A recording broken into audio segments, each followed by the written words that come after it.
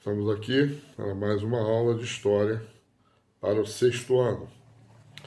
Nós vamos falar hoje sobre os fenícios, perfeito? Vamos lá, nossa primeira aula sobre os fenícios. Um povo de navegantes. Então, o subtítulo fica: além de serem excelentes navegadores e comerciantes, os fenícios nos deixaram por herança o alfabeto. Vamos lá. O território da civilização fenícia. A cultura fenícia começou a desenvolver-se por volta do século XIV a.C. Os fenícios ocupavam uma estreita faixa da terra situada entre o litoral do mar Mediterrâneo e as montanhas do atual Líbano. Uma parte do território era muito fértil, onde a população explorava a agricultura de trigo e oliveiras, para a produção de azeite de oliva, azeitonas e o corte de madeiras nobres, como o cedro. A outra parte do território era muito quente e árida, com secas praticamente um ano inteiro. As altas montanhas impediam os fenícios de adentrar pelo continente e, por essa razão, eles voltaram seus esforços para o mar. O cedro da floresta possibilitou o desenvolvimento de estaleiros para a construção de embarcações. Então, esse território que eles viviam, os fenícios viviam, tinham essas particularidades. Então, eles tiveram que vamos dizer assim, se especializar na parte marítima. Mas vamos lá. As cidades e estados fenícios. Como as áreas férteis e que permitiam a ocupação humana eram muito estreitas e isoladas por montanhas, as cidades fenícias se desenvolveram de modo independente uma das outras, ao longo da costa ou em ilhas do mar Mediterrâneo. As principais foram as cidades portuárias de Biblos, Sidon e Tiro. Então, eles vão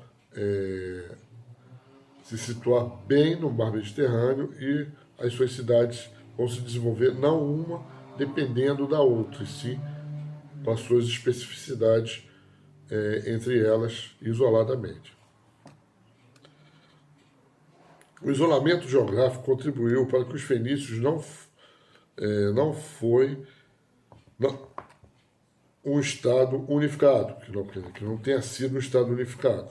Por isso, não existiu um reino unificado, nem um império chamado Fenícia, mas um grupo de cidades-estado, independentes que rivalizaram entre si e lutavam contra vizinhos poderosos, como os hititas, os egípcios, os assírios e os babilônios. Cada cidade-estado tinha seu próprio rei, que era auxiliado por uma assembleia composta em geral pelos ricos, comerciantes e construtores de navios. A influência dos fenícios pode ser percebida ainda hoje, tanto por suas contribuições culturais, como pelas ruínas de suas cidades da costa do mar Mediterrâneo, visitadas por milhares de turistas até hoje. Então, elas eram cidades-estados, ou seja, cada estado tinha seu próprio rei, e eles faziam uma reunião entre esses estados, entre essas cidades, para poder vamos dizer assim, tomar suas decisões, ou então seus acordos de paz. Muito parecida como era a Grécia, né, no tempo de Troia, no tempo dos espartanos, né? Cada sua cidade-estado estavam lá, vamos dizer assim, isoladamente com seus próprios comandantes. Os homens da púrpura. A palavra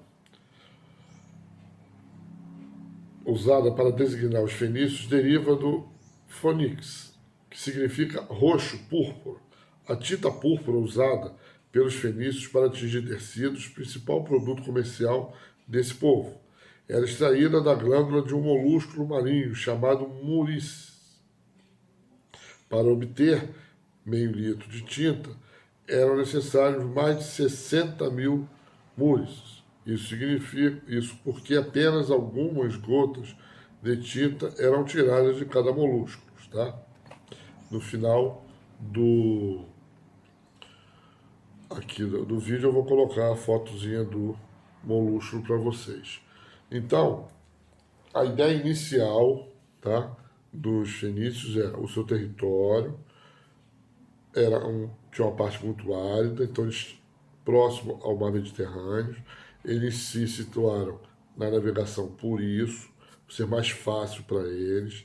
As suas cidades eram isoladas, eram cidades-estados, cada um com seu rei, independentes, e eles faziam uma grande reunião sempre para decidir suas demarcações, suas leis e seus acordos de paz, certo?